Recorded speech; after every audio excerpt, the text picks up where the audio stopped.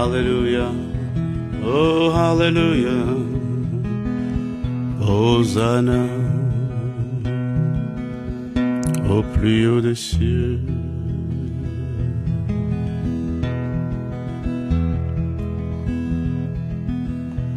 Hosanna au plus haut des cieux.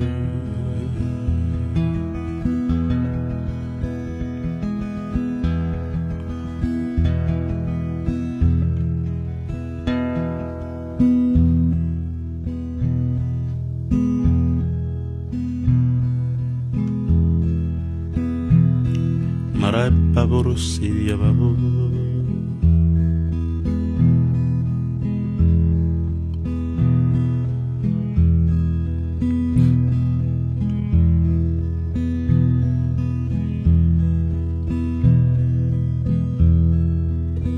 Car ta bonté vaut mieux que la vie, car ta bonté vaut mieux que la vie.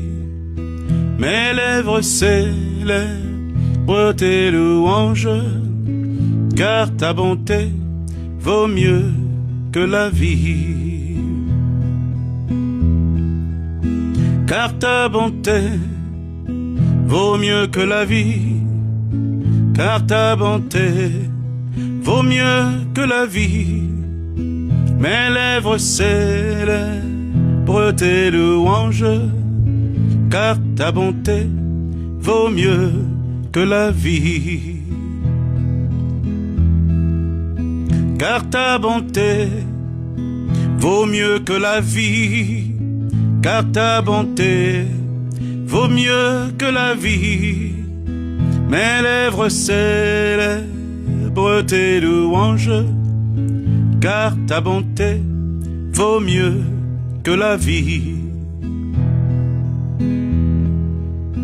J'annoncerai ton nom à mes frères, j'annoncerai ton nom à mes frères, et je leur dirai que tu es bon, car ta bonté vaut mieux que la vie.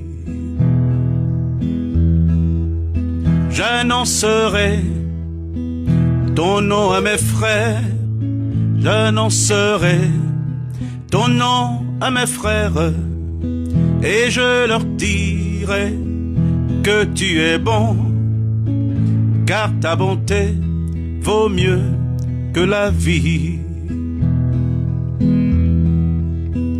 Car ta bonté vaut mieux que la vie, car ta bonté vaut mieux que la vie. Mes lèvres célèbrent tes louanges, car ta bonté vaut mieux que la vie.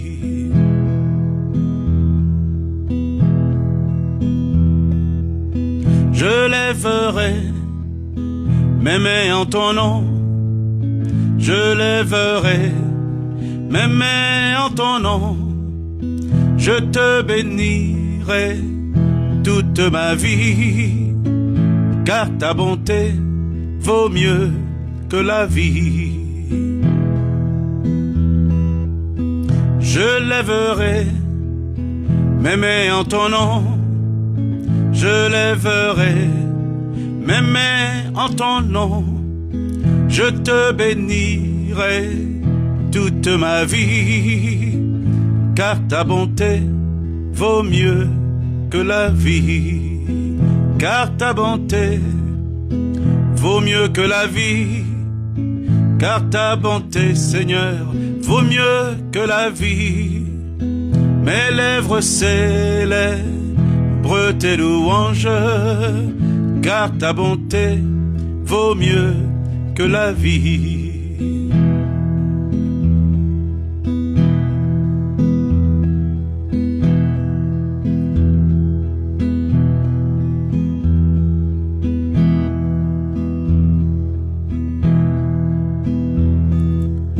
Car ta bonté vaut mieux que la vie, car ta bonté vaut mieux que la vie.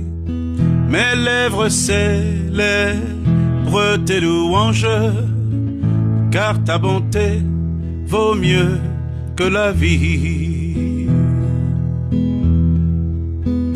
Car ta bonté vaut mieux que la vie. Car ta bonté vaut mieux que la vie.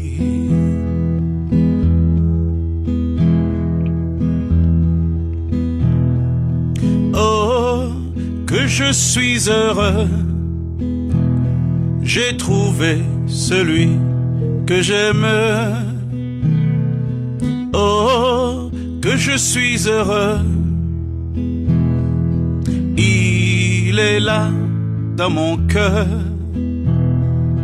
pour briller aux yeux du monde. Oh, que je suis heureux. Seigneur, nous te rendons grâce, nous te bénissons pour la vie que tu nous as donnée. Merci d'être mort pour nous. Merci d'avoir payé le prix que nous ne pouvions jamais payer pour nous-mêmes, pour nos péchés. Nous te célébrons, ô toi notre émancipateur. Nous t'adorons, roi des rois, toi le Seigneur des seigneurs. Merci d'avoir fait de nous un royaume, des rois et des sacrificateurs pour Dieu, ton Père. Que ton nom soit béni. Ton nom est magnifique, Seigneur Jésus, ton nom est magnifique. Nous te célébrons, ô roi des siècles, tout-puissant. Toi le ressuscité, toi le Seigneur des seigneurs.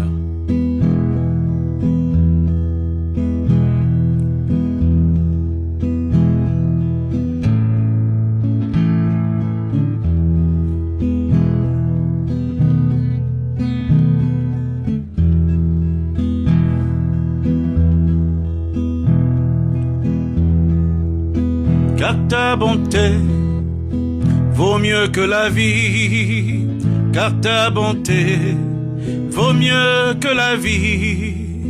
Mes lèvres célèbrent tes louanges, car ta bonté vaut mieux que la vie. Car ta bonté vaut mieux que la vie.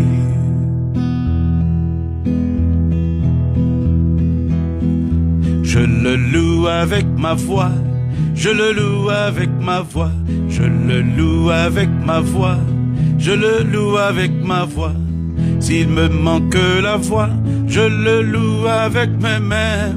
S'il me manque les mains, je le loue avec mes pieds. S'il me manque les pieds, je le loue avec mon âme. Et s'il me manque l'âme, c'est que je le loue là-haut. Alléluia. C'est le jour du Seigneur, nous adorons le Seigneur de tout notre cœur. Nous le louons, louez-le là où vous êtes. Louez-le, il est digne de nos louanges pour l'œuvre qu'il a faite pour nous sur la croix. Alléluia. Il est notre émancipateur. Jésus de Nazareth est son nom. Alléluia.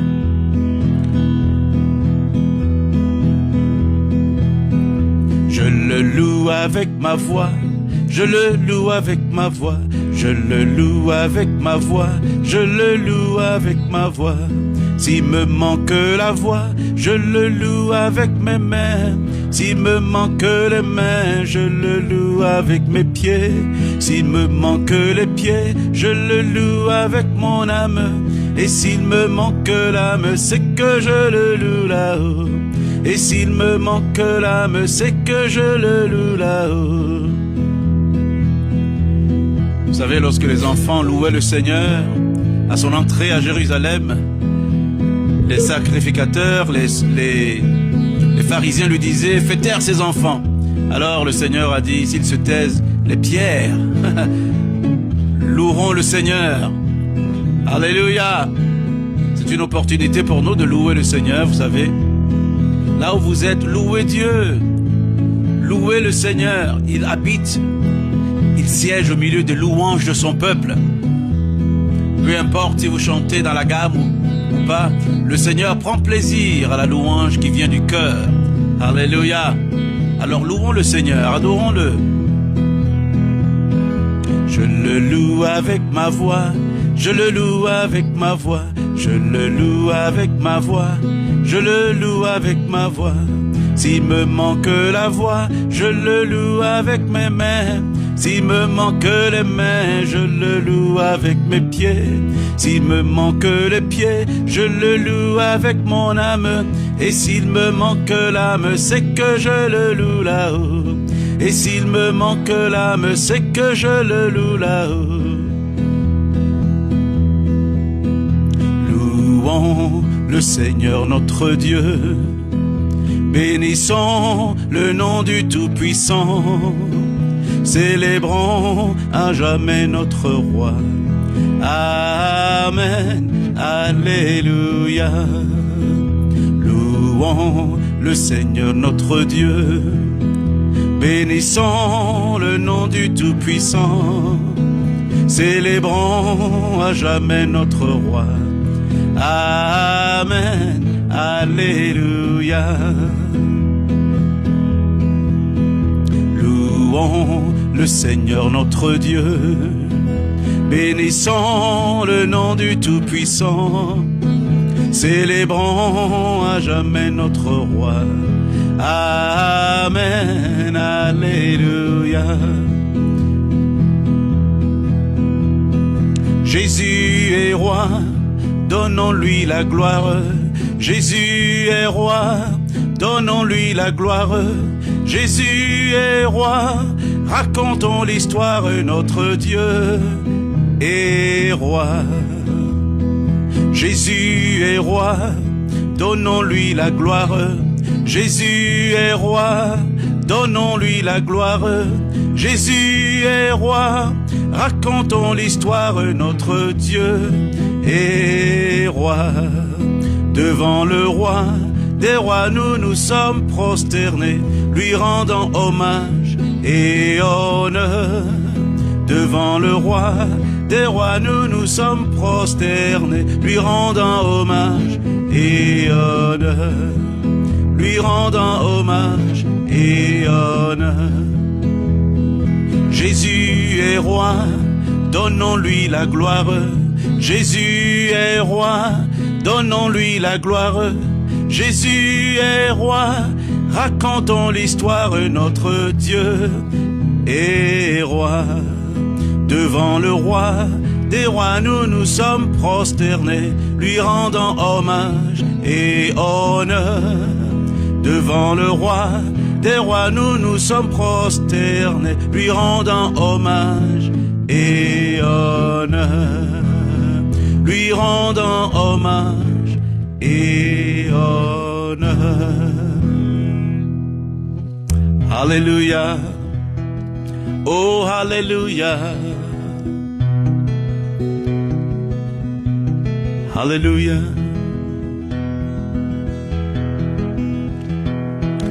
Son nom est si merveilleux. Son nom est si merveilleux.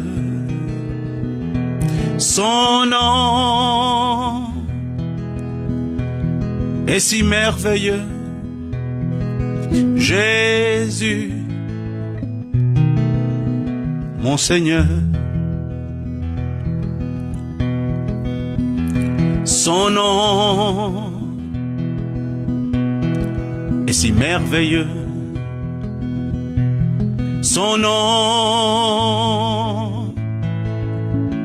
est si merveilleux. Son nom est si merveilleux. Jésus, mon Seigneur. His name is wonderful. His name is wonderful. His name is wonderful. Jesus, my Lord.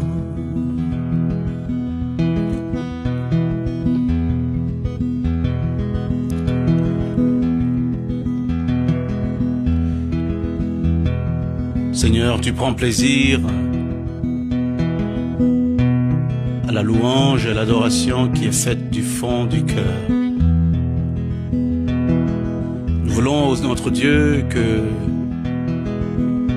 nos lèvres et nos cœurs disent la même chose, que nous t'aimons. Nous ne voulons pas être de ceux qui t'adorent des lèvres, mais dont le cœur est très éloigné de toi. Nous voulons que nos lèvres et que nos cœurs disent la même chose. Et aujourd'hui, nous voulons t'exprimer notre reconnaissance, notre amour sincère. Reçois honneur, reçois louange, reçois gloire pour ton grand nom.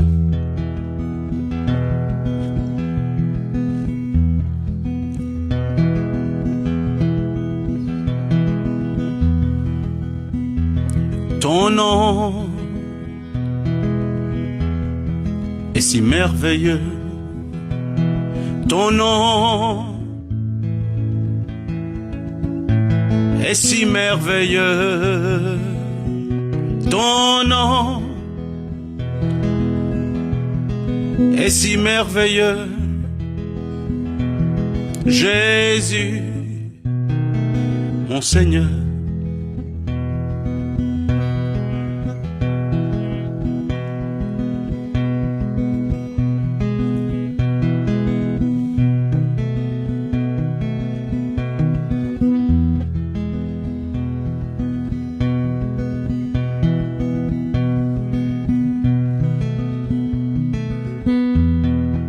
Nous déclarons ta Seigneurie en ce moment. Ta Seigneurie sur nos vies et sur toutes les situations de nos vies. Nous déclarons ta Seigneurie. Tu es Seigneur. Pour toute situation qui pourrait troubler tes enfants en ce moment, nous déclarons ta Seigneurie. Nous déclarons la paix de Dieu dans les cœurs, au nom de Jésus de Nazareth. Nous déclarons la paix de Dieu dans les cœurs des âmes troublées. Nous déclarons la paix de Dieu. Nous commandons la paix de Dieu au nom de Jésus. Alléluia. Nous déclarons la paix de Dieu, la paix de Jésus de Nazareth. Christ a dit, je vous donne ma paix, je vous laisse ma paix. Je ne donne pas comme le monde donne. Que votre cœur ne se trouble point et ne s'alarme point. En ce moment, ô Père Saint, Père juste, nous commandons la paix de Dieu dans le cœur d'une âme troublée en ce moment. Au nom de Jésus de Nazareth. Shikarabababo, Tebiriana Mama Saraba, Mababo, Shibabobo, Riana Kaba. Sobobobo. Ta paix, Seigneur. Nous déclarons que tu es Seigneur, le Seigneur de nos vies. Tu es Maître.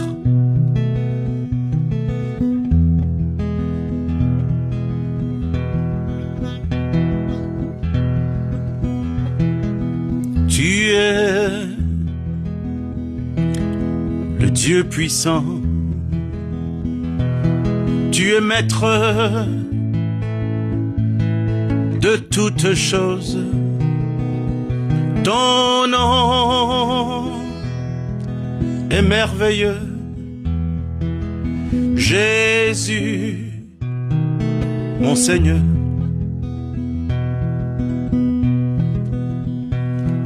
Ton nom est merveilleux, ton nom est merveilleux, ton nom est merveilleux, Jésus, mon Seigneur.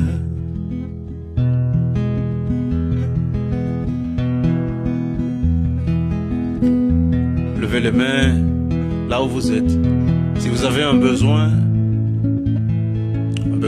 de guérison, un besoin de guérison spirituelle ou physique, levez les mains, adorez le Seigneur. Son nom est merveilleux, il est le faiseur de miracles. Seigneur, alors que nous t'adorons en ce moment, nous commandons la guérison, ô Dieu, pour ceux qui ont besoin de guérison. Au nom de Jésus-Christ de Nazareth, nous commandons la paix dans les cœurs des âmes troublées en ce moment. Au nom de Jésus-Christ de Nazareth, en ce début d'année, Shiba Baba, nous commandons la paix au nom de Jésus, car ton onction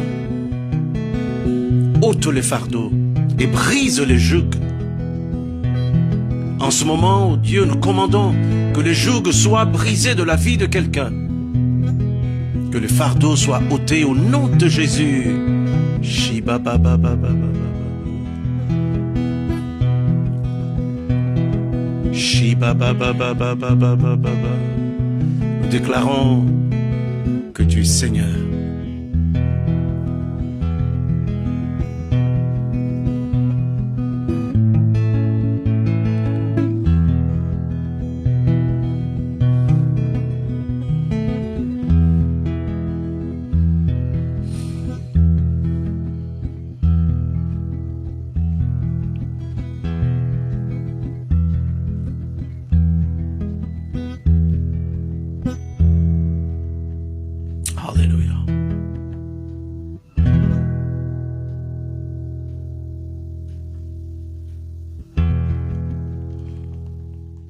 Que le Seigneur vous bénisse. Le Seigneur siège au milieu des louanges de son peuple. Il siège au milieu des louanges de son peuple. Amen. Et lorsqu'on l'adore, il faut qu'on l'adore en esprit et en vérité. La louange et l'adoration, c'est pour notre propre bien. C'est pour notre propre bien. Lorsque nous l'adorons, nous le louons d'un cœur sincère, alors sa présence se manifeste. Et quand sa présence se manifeste, il ôte les fardeaux. Il brise les jougs. Amen. Nous voulons voir la parole de Dieu en ce moment. Le message d'aujourd'hui est intitulé « Ton cœur est-il en bon état ?» Ton cœur est-il en bon état? Vous savez que le cœur, l'organe d'abord du corps humain, le cœur est indispensable à la vie puisqu'il pompe le sang. Il purifie le sang et il pompe le sang dans tout le corps. Le cœur, l'organe physique est important. Sans lui, il n'y a pas de vie.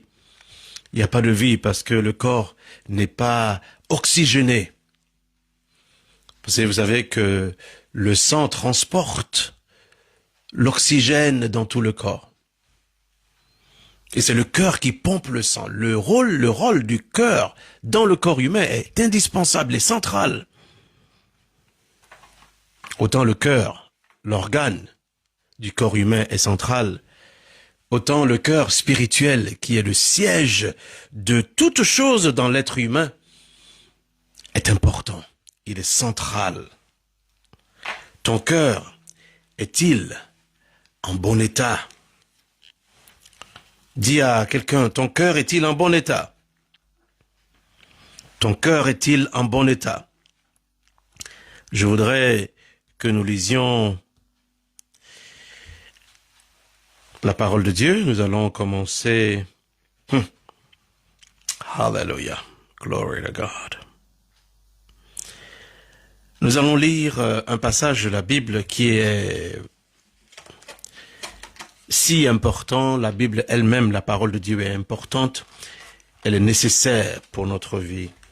Et donc aujourd'hui, nous allons commencer avec l'évangile de Luc au chapitre 8. Évangile selon Saint Luc, chapitre 8.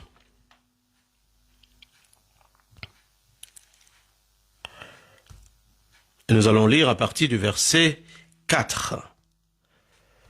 Luc, chapitre 8, à partir du verset 4. Nous allons lire jusqu'au verset 15. Ce passage fera l'objet également d'une étude biblique un peu plus tard aujourd'hui, mais nous lisons la parole de Dieu à partir du verset 4. Une grande foule s'étant assemblée et des gens étant venus de diverses villes, auprès de lui, il dit cette parabole. Nous parlons ici du Seigneur Jésus-Christ. Un semeur sortit pour semer sa semence. Comme il semait, une partie de la semence tomba le long du chemin. Elle fut foulée aux pieds, et les oiseaux du ciel la mangèrent. Une autre partie tomba sur le roc. Quand elle fut levée, elle sécha, parce qu'elle n'avait point d'humidité.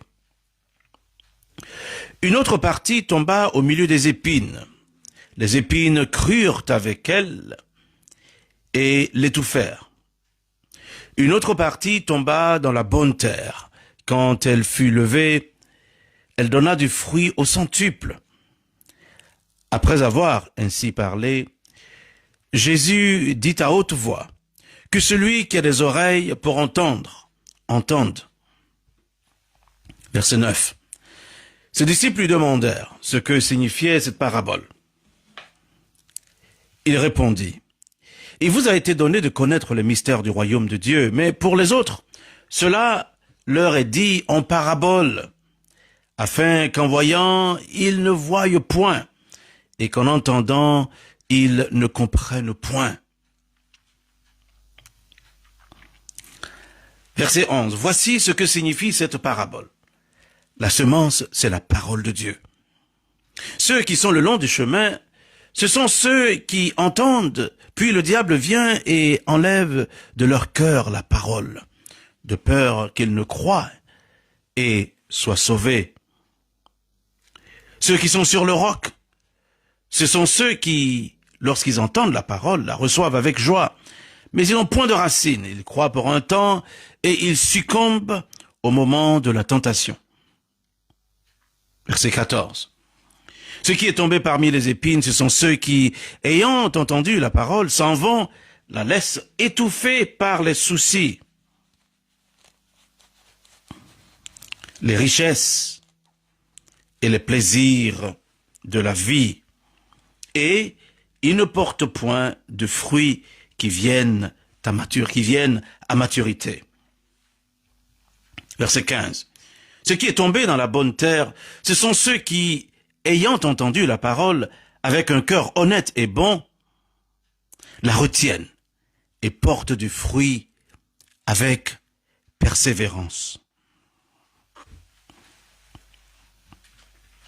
Ils portent du fruit avec persévérance. Aujourd'hui, ça sera la première partie de notre étude. Il y aura une étude biblique sur ce passage. Mais je voudrais que ce message soit un avant-goût de ce que nous allons voir dans l'étude biblique, basée sur ce passage de Luc au chapitre 8. Vous savez que la parole de Dieu est nécessaire. Dieu ne fait rien sans sa parole. Il ne fait rien sans sa parole. La parole de Dieu ici nous dit, à partir du verset 4, qu'une grande foule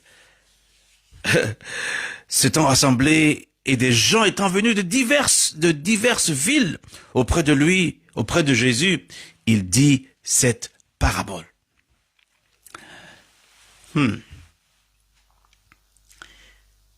y avait une grande foule. Des gens étaient venus partout auprès de lui. Et alors, il leur a parlé. Mais il leur a parlé en parabole. Vous savez qu'une parabole est une forme d'allégorie. C'est une histoire qui est racontée, mais l'histoire renferme un message. L'histoire renferme une vérité mystique ou une vérité spirituelle dans ce cas particulier. Donc, il y a deux parties dans la parabole. Il y a l'histoire qui est racontée. Ensuite, il y a la vérité que la parabole, que l'histoire renferme. Certains appellent l'histoire qui est racontée le corps de la parabole. Et le message que la parabole renferme, il l'appelle l'âme de la parabole. Le corps de la parabole est l'âme de la parabole. C'est une histoire qui est racontée. Et ici, cela est essentiel parce que le Seigneur, lorsqu'il répond à la question, à la préoccupation des disciples qui lui demandaient ce que signifiait la parabole, il leur a dit clairement, expressément, on vient de le lire, il leur a dit, au verset 10, il vous a été donné de connaître les mystères du royaume de Dieu. Mais pour les autres, cela leur est dit en parabole. Ça veut dire, pour les autres, on leur raconte seulement l'histoire. Mais l'explication de la parabole, la vérité spirituelle, ne leur est pas dite.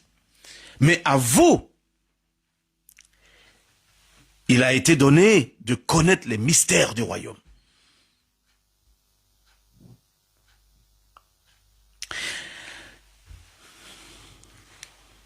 La chose est sérieuse, en fait. La chose est très, très, très sérieuse. Le Seigneur nous a donné un privilège vraiment spécial, de connaître les choses du royaume.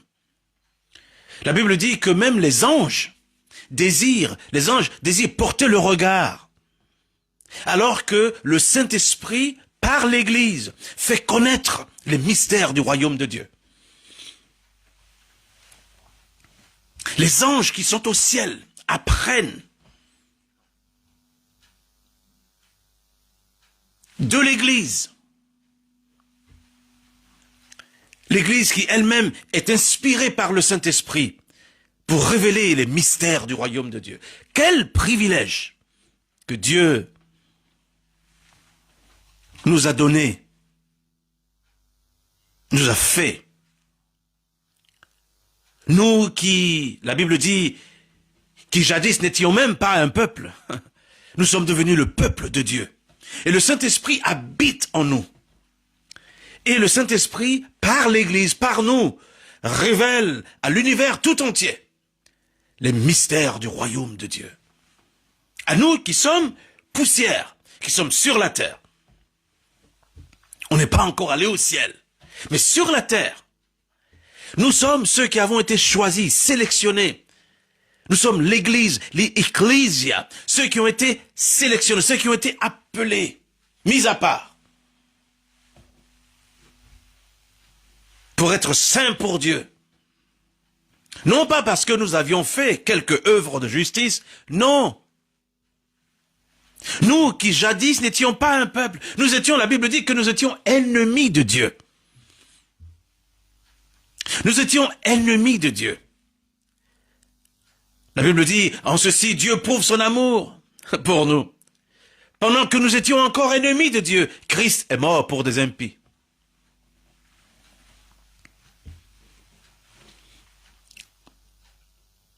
Oh, hallelujah. Quel amour spécial. Je pense que là, on doit dire un grand amen. On doit louer Dieu pour ce qu'il a fait pour nous, parce que ce qu'il a fait pour nous est colossal. C'est colossal, c'est grand, c'est fort. Nous aurons toute l'éternité pour découvrir les merveilles, les bontés de la grâce, les richesses de la grâce de Dieu. Toute l'éternité. Ce qu'il a pour nous. La parole de Dieu dit, « Oh, l'œil n'a pas vu, l'oreille n'a pas entendu. Il n'est pas monté au cœur de l'homme tout ce que Dieu a préparé pour ceux qu'il aime. » L'œil n'a pas vu. De toutes les belles choses que nous voyons sur la terre, l'œil n'a pas encore vu. Et de tout ce que nous avons vu, l'œil n'a pas encore vu, l'œil n'a pas vu, l'oreille n'a pas entendu. Il n'est pas monté au cœur de l'homme tout ce que Dieu a préparé pour ceux qu'il aime.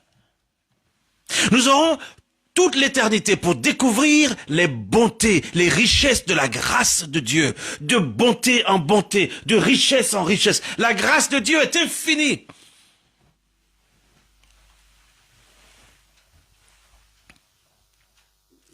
Nous allons vivre avec lui pour l'éternité. Et ça commence ici, sur la terre. En ce qu'on appelle la vie éternelle. C'est pas seulement une durée de vie, c'est une qualité de vie avec Dieu. Ça commence maintenant, sur la terre. Le Seigneur Jésus-Christ a défini la vie éternelle. Je vais vous donner la définition de la vie éternelle selon Jésus, le roi des siècles.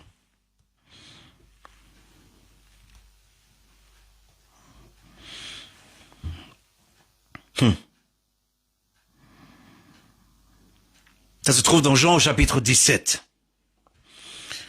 du verset 1 au verset 3. Après avoir ainsi parlé, Jésus leva les yeux au ciel et dit, « Père, l'heure est venue, glorifie ton Fils afin que ton Fils te glorifie. » Verset 2. « Selon que tu lui as donné le pouvoir sur toute chair, afin qu'il accorde la vie éternelle à tous ceux que tu lui as donnés. » Verset 3. Or, la vie éternelle, c'est qu'ils te connaissent, toi, le seul vrai Dieu, et celui que tu as envoyé, Jésus-Christ. Je reprends le verset 3. C'est la définition de la vie éternelle selon Jésus-Christ de Nazareth. Or, la vie éternelle, c'est qu'ils te connaissent, toi, le seul vrai Dieu, et celui que tu as envoyé, Jésus-Christ. C'est ça, la vie éternelle. Or, la vie éternelle, dit Jésus, or la vie éternelle, c'est qu'ils te connaissent, toi, le seul vrai Dieu. Et Jésus-Christ est celui que tu as envoyé, Jésus-Christ. C'est ça la vie éternelle. Donc on n'a pas besoin d'attendre d'être au ciel avant de posséder la vie éternelle. Parce que sur cette terre, nous pouvons connaître Dieu, le seul vrai Dieu, le Père de Jésus. Et nous pouvons connaître Jésus-Christ de Nazareth sur cette terre. Ainsi donc, on n'a pas besoin d'attendre d'aller au ciel avant d'avoir la vie éternelle. Parce que la compréhension de beaucoup est un peu confuse. Oh, quand on ira au ciel, on aura la vie éternelle. Non, non, non, non, non, non, non, c'est pas biblique. Sur la terre ici, nous possédons la vie éternelle si nous avons cru en Jésus, le Fils de Dieu. Si nous avons reçu Christ dans nos cœurs, nous avons la vie éternelle. Et Jésus nous permet de connaître le Père, Dieu le Père. Le seul vrai Dieu. Et cette vie éternelle, indispensable. Elle est indispensable. Vous comprenez?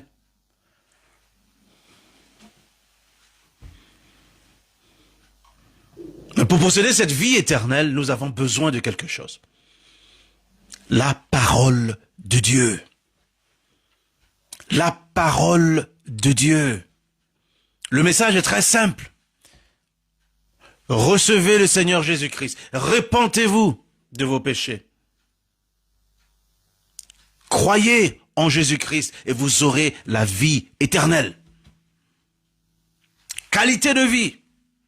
de connaître Dieu le Père, le créateur de tout cet univers, le seul vrai Dieu, le connaître, être en relation avec lui, le recevoir comme notre Seigneur et notre Sauveur, connaître Dieu le Père comme notre Père, notre propre Père. Ça s'appelle la vie éternelle. Un des versets les plus célèbres, Jean chapitre 3, verset 16. Allons lire Jean 3 au verset 16. Jean 3, verset 16.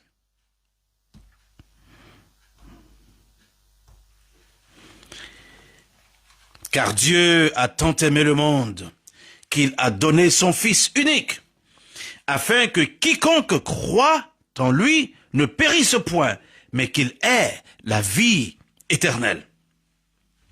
Car Dieu a tant aimé le monde qu'il a donné son Fils unique, afin que quiconque, et cela inclut toi et moi, et les autres, afin que quiconque croit en lui, croit en qui? Croit au Fils de Dieu, Jésus-Christ de Nazareth, ne périsse point, mais qu'il ait la vie éternelle. Je vais lire le verset 17. Dieu, en effet, n'a pas envoyé son Fils dans le monde pour qu'il juge le monde, mais pour que le monde soit sauvé par lui. Celui qui croit en lui n'est point jugé, mais celui qui ne croit pas est déjà jugé, parce qu'il n'a pas cru au nom du Fils unique de Dieu. Toi qui m'écoutes aujourd'hui, si tu n'as pas cru au nom du Fils unique de Dieu, Jésus-Christ de Nazareth, tu es déjà jugé parce que tu n'as pas cru. Tu es déjà jugé parce que tu n'as pas cru.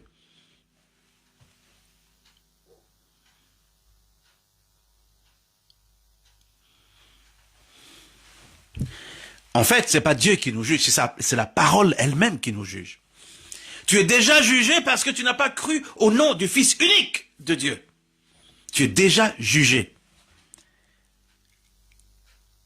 Celui qui croit en lui n'est point jugé.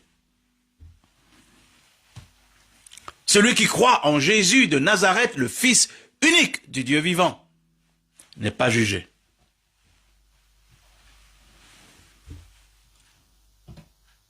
Mais celui qui ne croit pas au nom du Fils unique de Dieu, est déjà jugé parce qu'il n'a pas cru.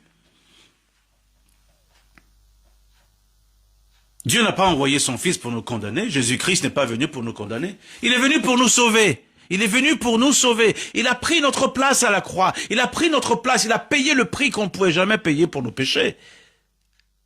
Rejeter le seul don de Dieu. Rejeter le seul sacrifice, car Jésus-Christ c'est un sacrifice. Jésus-Christ, c'est un échange que Dieu a fait.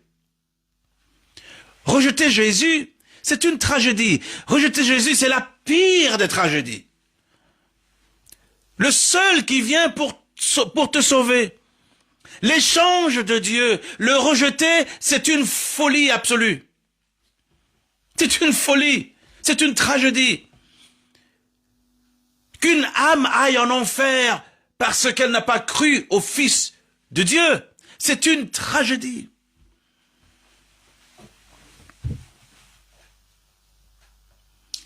Ceux qui sont en enfer aujourd'hui parce qu'ils n'ont pas cru vont passer toute une éternité à regretter, à regretter, à regretter, à regretter. Une éternité perdue de tourments parce qu'ils n'ont pas cru. Alors toi qui m'écoutes aujourd'hui, si tu entends ma voix comme la parole de Dieu dit, n'endurcis pas ton cœur. C'est un don de Dieu aujourd'hui pour toi. Ce message est un don de Dieu pour toi. Reçois la parole de Dieu. Mets ta foi en Jésus-Christ de Nazareth. Alors que tu écoutes cette parole, alors que tu écoutes ce message aujourd'hui.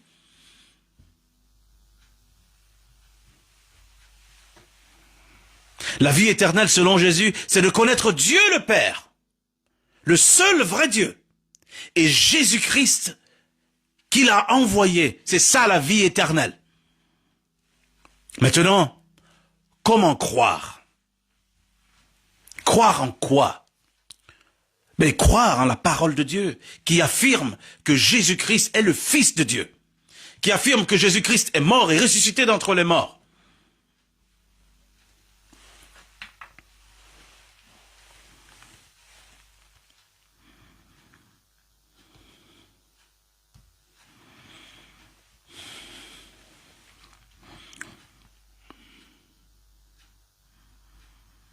Romains chapitre 10. Je vais lire à partir du verset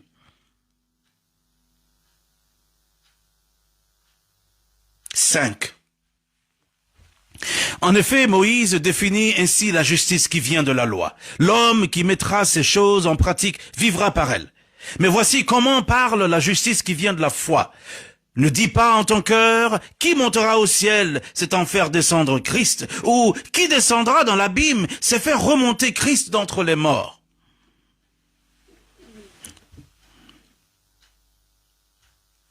Que dit-elle donc? La parole est près de toi, dans ta bouche et dans ton cœur. Or, c'est la parole de la foi que nous prêchons.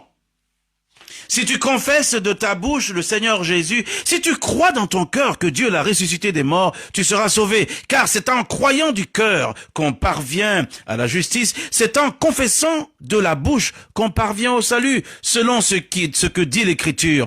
Quiconque croit en lui ne sera point confus.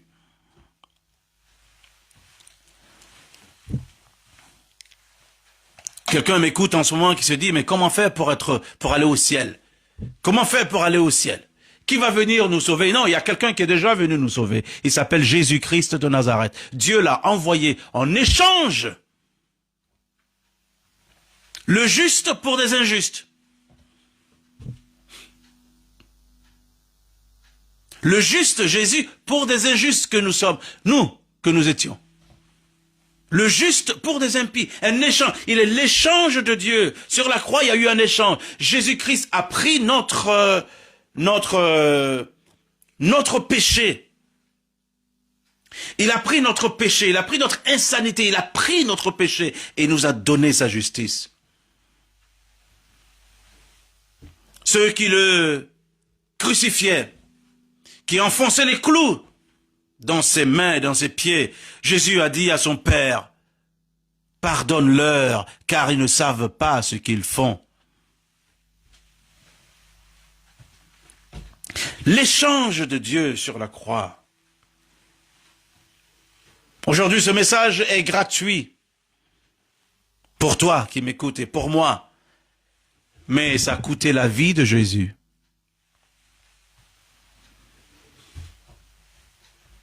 C'est le message qui coûte plus d'1 milliard de dollars, je ne sais pas, 1 milliard, quelques montants que tu peux exprimer. Je pense même pas qu'un montant, en livres sterling ou en dollars, pourrait égaler ce que Jésus a fait pour nous sur la croix. Le juste pour des injustes. Le pur pour des impurs. Il a pris nos péchés. La Bible dit que Jésus est devenu le péché sur la croix. Il est devenu le péché. Il n'est pas devenu pécheur, il est devenu le péché.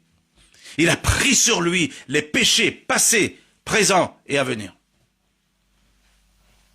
Pour donner à celui qui croit en lui la liberté pour l'éternité. En Christ, nous pouvons être libres une fois et pour toutes. À perpétuité, la parole de Dieu nous dit dans Hébreux, au chapitre 10. Il a rendu pur à perpétuité. Il a rendu saint à perpétuité tous ceux qui ont cru en lui. Oh, hallelujah! Et quelqu'un va entendre ce message aujourd'hui et puis continuer à dire non à Jésus. C'est une tragédie, c'est une maladie, c'est une folie. Toi qui entends ce message aujourd'hui, supplie Dieu, demande à Dieu, Seigneur, donne-moi la grâce de croire. Donne-moi la grâce de croire en Jésus. Donne-moi la grâce de croire en Jésus.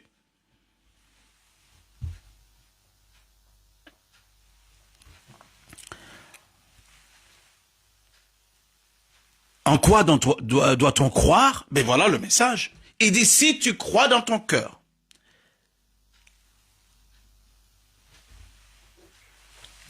que Dieu a ressuscité Jésus-Christ entre les morts, tu seras sauvé. Tu seras sauvé, en d'autres termes. Tu seras justifié. Et si tu le confesses de ta bouche, tu seras sauvé. Il dit, au verset 8, que dit-elle donc? La parole est près de toi, dans ta bouche et dans ton cœur. Or, c'est la parole de foi que nous prêchons. C'est la parole de foi. Dis avec moi, parole de foi. C'est la parole de foi que nous prêchons. Si tu confesses de ta bouche le Seigneur Jésus, si tu crois dans ton cœur que Dieu l'a ressuscité d'entre les morts, tu seras sauvé. Car c'est en croyant du cœur qu'on parvient à la justice. En croyant du cœur que Dieu a ressuscité Jésus-Christ d'entre les morts, on parvient à la justice. Et c'est en confessant de la bouche qu'on parvient au salut, selon ce que dit l'Écriture. Quiconque croit en lui ne sera point confus. Mais je suis là aujourd'hui pour parler de l'état du cœur. Cette parole est là, elle est belle, elle est puissante. Mais nous devons avoir un cœur en bon état pour la recevoir.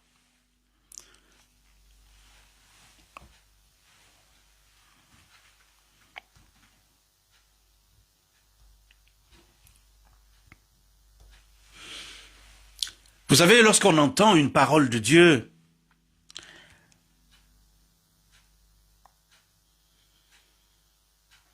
la parole de Dieu, là, elle a besoin d'un ingrédient dans nos cœurs qu'on appelle la foi, qui est un don de Dieu. Lorsqu'on entend la parole a besoin, comme une semence, d'être fécondée par ce qu'on appelle la foi. C'est-à-dire, je reçois la parole du fond de mon cœur. Je m'accorde avec la parole et tout à coup, il y a quelque chose qui se produit. Je vais lire un verset dans Hébreux chapitre 4 avant de venir dans Luc. Hébreux chapitre 4 verset 1. À partir du verset 1 et 2.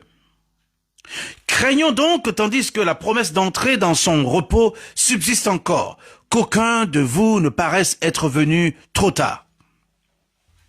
Car cette bonne nouvelle nous a été annoncée aussi bien qu'à eux.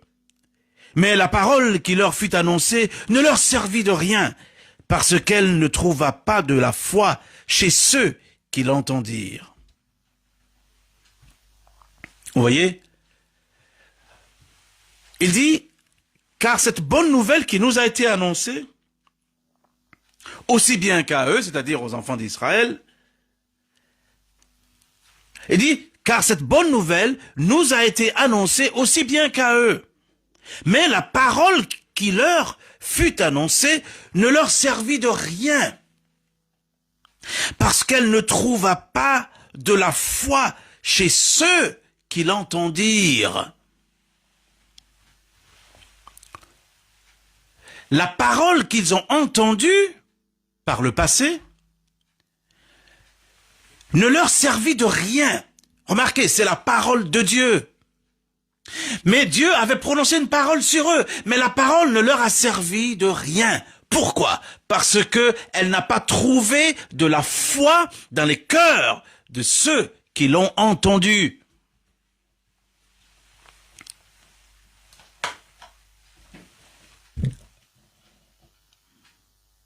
Lorsque nous entendons la parole de Dieu, nous devons nous accorder avec cette parole-là. Nous devons nous accorder, nous devons la recevoir avec foi. Nous la recevons, nous disons Dieu, nous ne comprenons pas forcément, mais Seigneur, ta parole, nous la recevons. Nous disons Amen à ta parole. Qu'il nous soit fait selon ta parole. Alors, la parole de Dieu commence à agir dans nos cœurs. C'est comme ça que ça fonctionne. Lorsque l'ange est venu annoncer à Marie, la mère du Seigneur Jésus-Christ, sur la terre. Lorsque l'ange lui a annoncé la parole, Marie n'a pas douté de la parole. Vous voyez? Il y a eu deux cas. Marie, l'ange est venu, le même ange qui avait annoncé à Zacharie, quelques mois plus tôt, le même ange qui avait annoncé à Zacharie que sa femme Élisabeth serait enceinte. L'ange Gabriel. Il a annoncé à Zacharie. Alors, qui était Zacharie? Zacharie était souverain sacrificateur. Zacharie était sacrificateur. Sa femme et lui, Élisabeth et lui, ils étaient avancés en âge. Ils n'avaient pas d'enfants. Et pendant que Zacharie servait ce jour-là, parce qu'il avait été sélectionné par le sort, pour offrir le parfum dans le lieu très saint du temple, là-bas où il devait offrir le parfum. L'ange Gabriel lui est apparu pour lui dire: Zacharie, sois sans crainte, ta prière a été exaucée, ta femme Élisabeth enfantera un fils. Zacharie a dit à l'ange Gabriel: je suis vieux, je suis avancé en âge, par quoi est-ce que je reconnaîtrai cela? Et l'ange lui a répondu: comme tu n'as pas cru en mes paroles, voici, tu ne pourras pas parler, tu seras muet, jusqu'à ce que les paroles que je dis soient accomplies.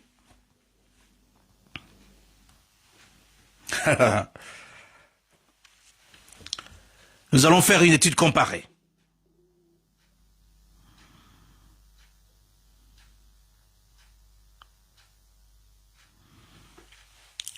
Je lis dans Luc chapitre 1, verset 6.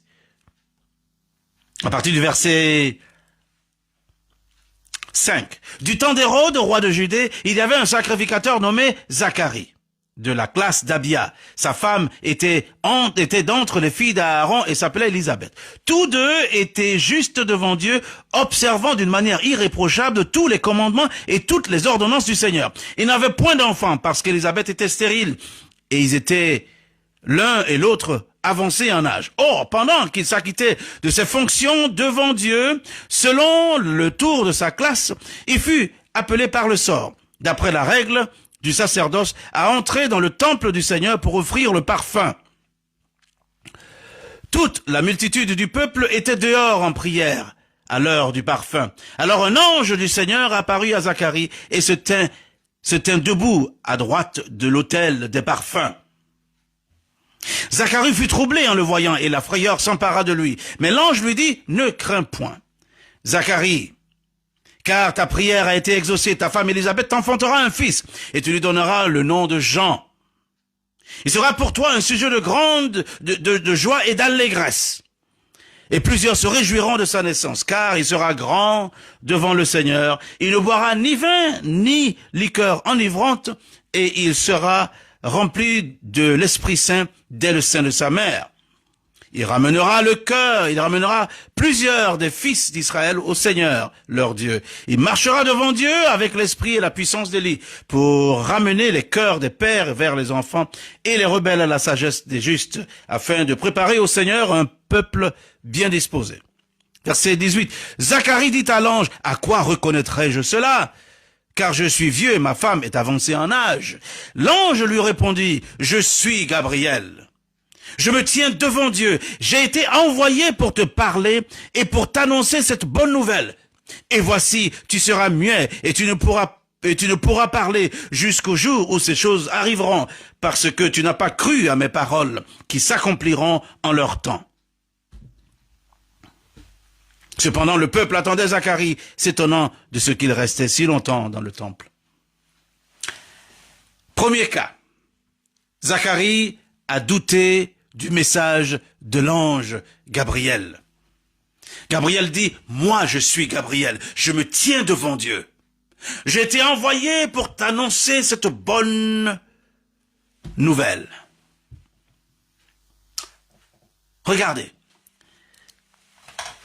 L'ange Gabriel qui se tient devant Dieu a été envoyé de façon spéciale du trône de Dieu jusqu'à Zacharie pour lui annoncer cette bonne nouvelle. Zacharie a dit: à quoi est-ce que je reconnaîtrai cela?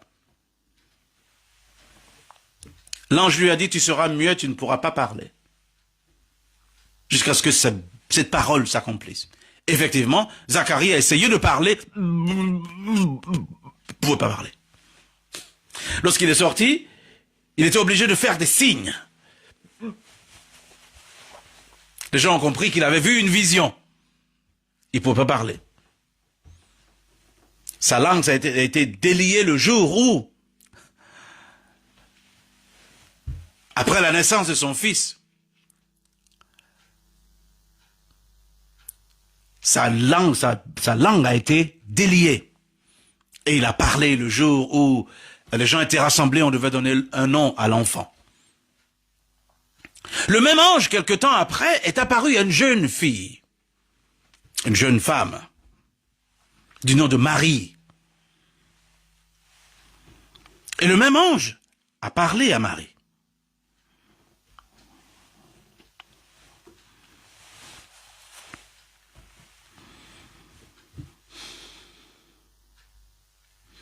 Dans le même chapitre. Au 6e mois, l'ange Gabriel fut envoyé par Dieu dans une ville de Galilée appelée Nazareth, auprès d'une vierge fiancée à un homme de la maison de David, nommé Joseph. Le nom de la vierge était Marie. L'ange entra chez elle et dit, « Je te salue toi à qui une grâce a été faite. Le Seigneur est avec toi. » Troublée par cette parole, Marie se demandait ce que pouvait signifier une telle salutation. L'ange lui dit, c'est le même ange qui lui dit, « Ne crains point Marie, car tu as trouvé grâce devant Dieu. Et voici, tu deviendras enceinte et tu enfanteras un fils. Et tu lui donneras le nom de Jésus. Il sera grand et sera appelé fils du Très-Haut. Et le Seigneur lui donnera le trône de David son père. Il régnera sur la maison de Jacob éternellement. Et son règne n'aura point de fin. » Marie dit à l'ange, « Comment cela se fera-t-il, puisque je ne connais point d'homme ?» L'ange lui répondit, « Le Saint-Esprit viendra sur toi, et la puissance du Très-Haut te couvrira de son ombre. C'est pourquoi le Saint-Enfant qui naîtra de toi sera appelé Fils de Dieu. Voici, Élisabeth, ta parente, a conçu elle aussi un fils en sa vieillesse, et celle qui était appelée stérile est dans son 6e mois. Car rien n'est impossible à Dieu. » Verset 38, Marie dit, « Je suis la servante du Seigneur, qu'il me soit fait selon ta parole. » Et l'ange la quitta. Pensez un peu à cela.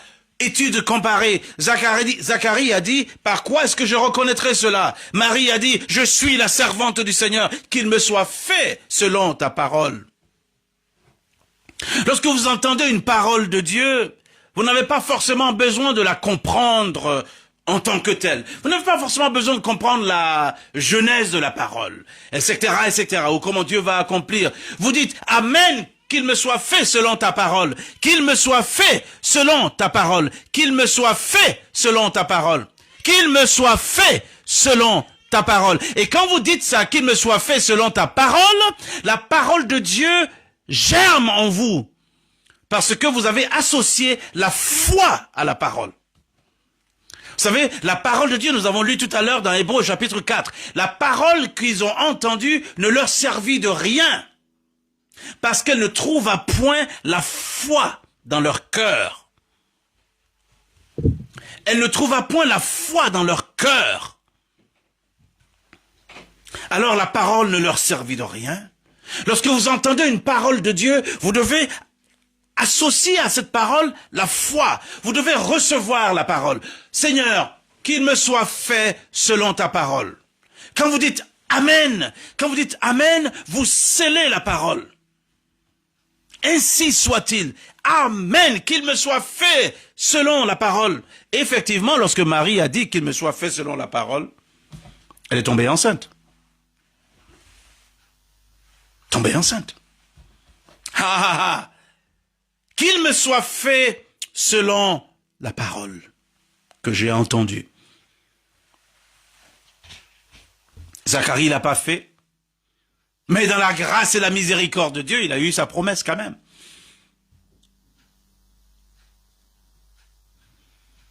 Je suis là aujourd'hui pour vous parler de différents types de cœurs. Luc au chapitre 8, du verset 4 au verset 15, parle de la parabole du semeur et de la semence. Si vous êtes disponible, rejoignez-nous plus tard pour cette étude biblique. Le Seigneur explique, il raconte l'histoire. Le corps de la parabole, c'est l'histoire du semeur qui va semer la semence. Il dit, un semeur sortit pour semer.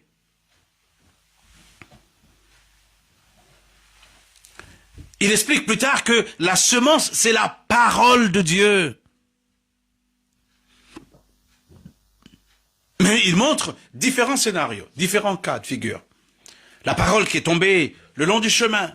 La semence qui est tombée le long du chemin. La semence qui est tombée sur les endroits rocailleux. La semence qui est tombée parmi les épines. Et puis la semence qui est tombée dans la bonne terre. C'est la même semence. Et pourtant, il y a eu différents fruits qui ont été produits. Pourquoi?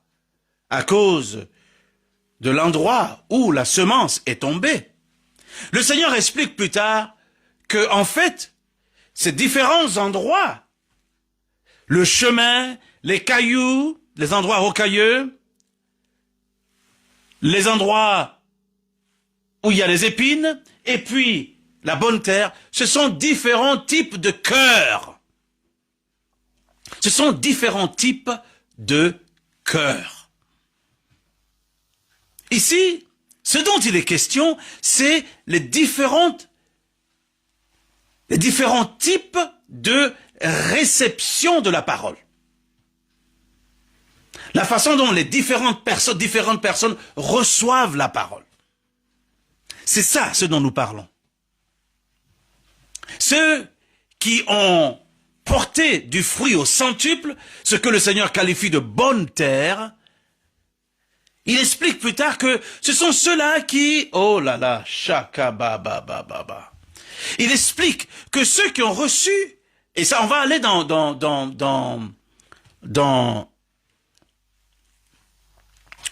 on va rester même dans Luc au chapitre 8, il explique que ceux qui ont reçu la semence dans la bonne terre, dans Luc au chapitre 8,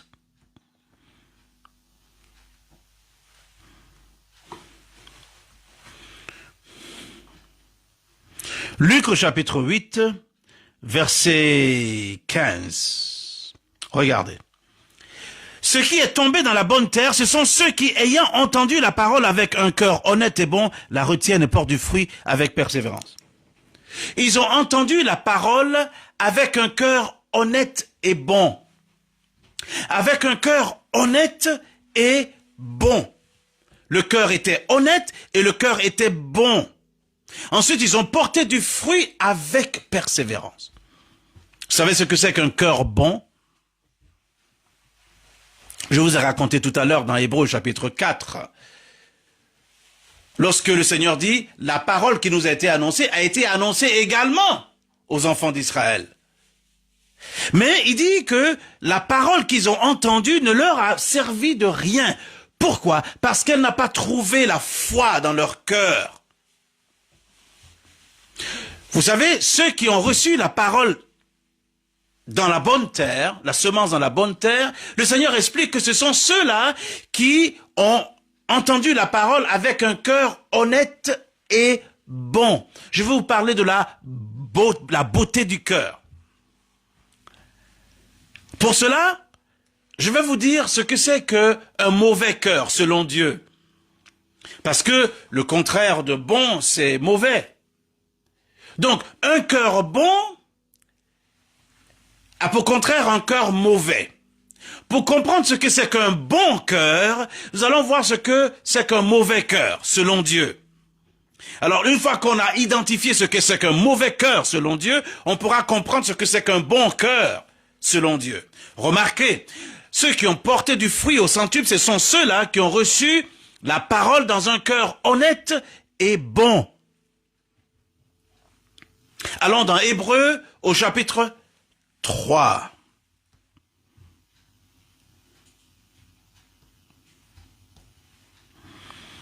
Hébreux, chapitre 3.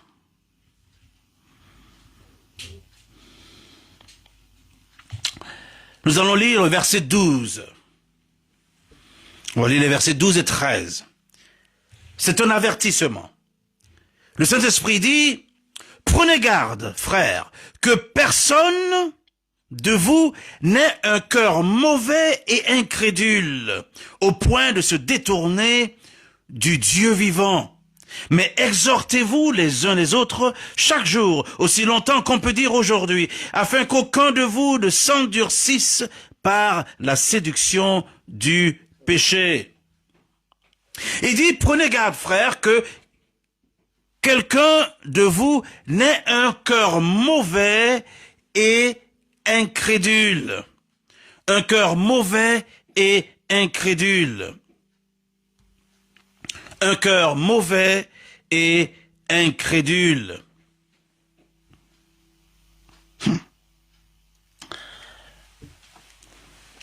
Dans la Bible amplifiée en anglais, je vais citer le verset en anglais et puis je vais expliquer le verset. Therefore, beware, brethren, take care lest there be in any one of you a wicked, unbelieving heart, which refuses to cleave to, trust in, or rely on him, leading you to turn away and desert or stand aloof from the living God. Ainsi donc, prenez garde, frères, que personne d'entre vous n'ait un mauvais cœur qui ne croit pas. Un mauvais cœur qui ne croit pas. Ou alors un mauvais cœur qui est incrédule, qui refuse de s'attacher à ou de croire en ou bien de faire confiance en Dieu.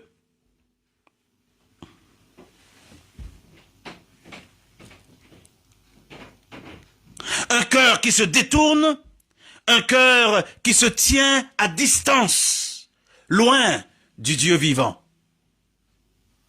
Vous voyez, le cœur mauvais selon Dieu est un cœur qui est incrédule, un cœur qui manque de foi. Le Seigneur le qualifie de mauvais. Le Seigneur le qualifie ce cœur-là de mauvais. Quand tu as un mauvais cœur, quand tu as un cœur incrédule, quand tu ne crois pas en la parole de Dieu, le Seigneur qualifie ton cœur de mauvais. Un cœur mauvais selon Dieu, c'est un cœur qui ne croit pas en Dieu. C'est un cœur qui est distant de Dieu. C'est un cœur qui est indifférent lorsque Dieu parle. Le Seigneur considère ce cœur-là comme étant un mauvais cœur.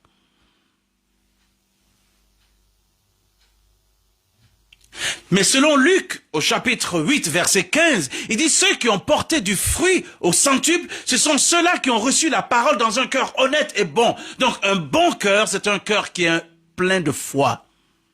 Quand le Seigneur parle, il dit « Amen !» C'est un cœur plein de foi. C'est un bon cœur. Selon Dieu. Le titre du message est « Ton cœur est-il en bon état ?»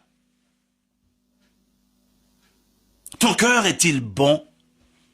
Ton cœur est-il un cœur plein de foi?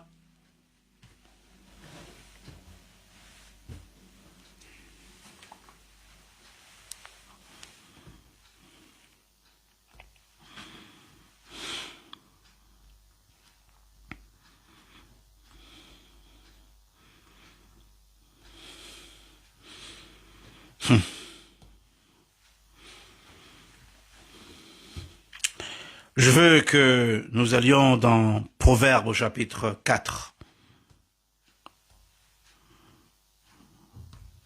Proverbes au chapitre 4.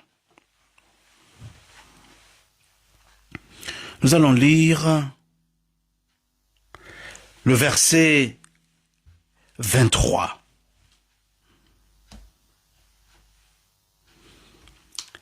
Garde ton cœur plus que toute autre chose, car de lui viennent les sources de la vie.